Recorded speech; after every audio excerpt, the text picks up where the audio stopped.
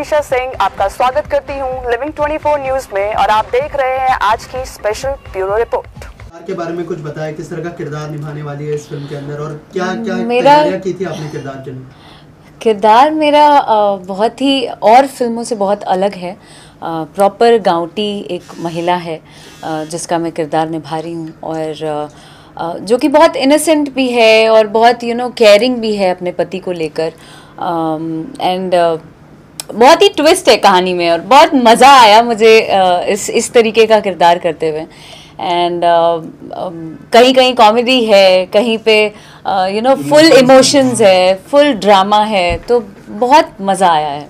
अक्षरा जी, हमने देखा कि आप प्रोजेक्ट्स को लेकर थोड़ा सा ब्रेक लेने के बाद प्रोजेक्ट्स कर रही है, तो क्या ये इंटेंशनली डिसीजन है कि थोड़ा सा ब्रेक लेने के बाद, या फिर चूजी हो गई है आप प्रोजेक्ट्स को लेकर? आई थिंक कह सकते हैं चूजी, या इंटेंशनली ही कर रही हूँ डेफिनेटली, बिकॉज मुझे बैक टू बैक वो लाइन नहीं लगाना है। मुझे फिल्में करनी है, चूज़ करके करनी है। जो मुझे किरदार करने का मौका नहीं मिला आज तक, वो मैं करना चाहती हूँ। जो अब तक वैसी फिल्में नहीं ऑफ़र की गई, अब मुझे वैसी फिल्में करनी हैं और मैं बहुत चूज़ कर के सब्जेक्ट कर रही हूँ, जिनमें से एक ये है। I am so lucky. Sir ने बोला ही इज़ लकी, मुझे लगता है कि मैं बहुत लकी हूँ कि इन्होंने मुझे उस काबिल समझा कि ये फ़िल्म दिया। एंड मैं छोटी सी हिस्सा बन पाई इस फिल्म की। आई एम हैप्पी एंड उम्मीद करती हूँ दर्शकों को बहुत पसंद आएगा ये किरदार। अक्षरा जी, आपने एक बार फिर से दिनेश जी के साथ काफी समय के बाद काम किया है। निरहुआ कुछ बदले से है? निरहुआ वैसे ही हैं जैसे पहले थे। बदलेंगे क्या, हम लोग सह कलाकार हैं और उनका बिहेवियर शुरू से डे फर्स्ट से जो देखा है हम लोगों ने, वैसा ही रहा है बर्ताव सबसे। वैसे ही हम्बल, वैसे ही प्यारे, सबको प्यार देना, सबको सिखाना, कि नहीं सीन के लिए क्या अच्छा है, क्या बेहतर है, वो हम सब डिस्कस करते थे एक साथ, अच्छे से, अच्छे वे में, बहुत पॉजिटिव तरीके से। तो बहुत मज़ा आता था और अब भी मज़ा आता है उनके साथ काम करने में भी और मिलने में भी। पाटिल साहब, अक्षरा सिंह के साथ आपने पहली बार काम किया, इन्हें पर्दे पर निर्देशित करना कैसा अनुभव था? बहुत ही सुखद था।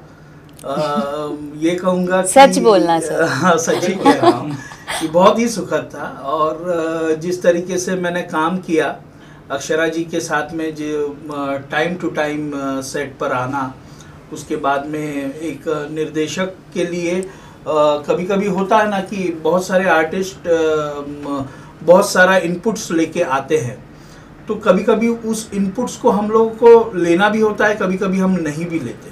लेकिन जब नहीं लेते तो बहुत सारे आर्टिस्टों को, कलाकारों को शायद से चीज़ों को माइंड कर जाते होंगे कि ये मेरी बात ऐसे डायरेक्टर ने रखी या नहीं रखी। तो अक्षरा जी एक वो आर्टिस्ट में से है कि जो ये बातें बिल्कुल नहीं माइंड करती। At the end of the day जब कोई सजेशन आता है, तो जब एक डायरेक्टर कहता है कि अक्षरा जी मुझे लग रहा है कि मैंने ये ऐसे डिज़ाइन किया है, तो अब अक्षरा जी का बस एक ही कहना, अच्छा सर आप क्लियर है ना आपके विजन में, ओके डन, चलिए करते। तो वो एक बहुत अच्छी बात है अक्षरा जी में, जो मुझे बहुत अच्छा लगा। और बतौर निर्देशक मैंने जब इनके साथ काम किया तो मैं खुद काम करना चाहता था।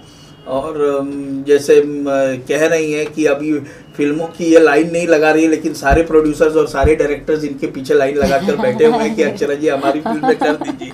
और मैं भी उसी लाइन में खड़ा हूँ। तो जल्द से जल्द मैं वापस सबका बाप अंगूठा छाप के बाद एक दूसरी फिल्म अक्षरा जी के साथ करना चाहूँगा। Definitely sir, I would love to work with you. Akshara ji, there is a question for you. आपने अभी हमने देखा, आप आते ही आपने प्रदीप के शर्मा साहब जो निर्माता है फिल्म के, उनके पैर छुए। और ज्यादातर इतना बड़ा आर्टिस्ट, इतना कामयाब आर्टिस्ट होने के बाद ज्यादातर लोग इस तरह से मीडिया के सामने नहीं करते। मुझे ऐसा लगता है कि I mean, वो पर्दा क्यों रखना। मैं बहुत शुरू से बहुत खुला लाइफ जी हूँ। मैं जो घर के अंदर हूँ वो मैं बाहर हूँ, चाहे वो पर्दे के सामने भी हो।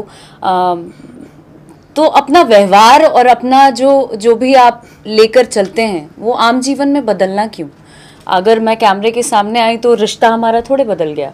हम जानते एक दूसरे को वैसे ही हैं, तो हम कैमरे के सामने क्यों बदल जाएंगे कि हम नहीं सर हाय हाय क्यों करूँगी मैं।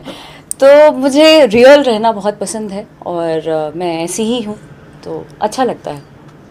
पराग सर, कुछ गानों के बारे में बताएंगे, किस तरह का गाना है फिल्म में? बिल्कुल, देखिए ओवरऑल देखिए एक टाइटल है सबका बाप अंगूठा छाप।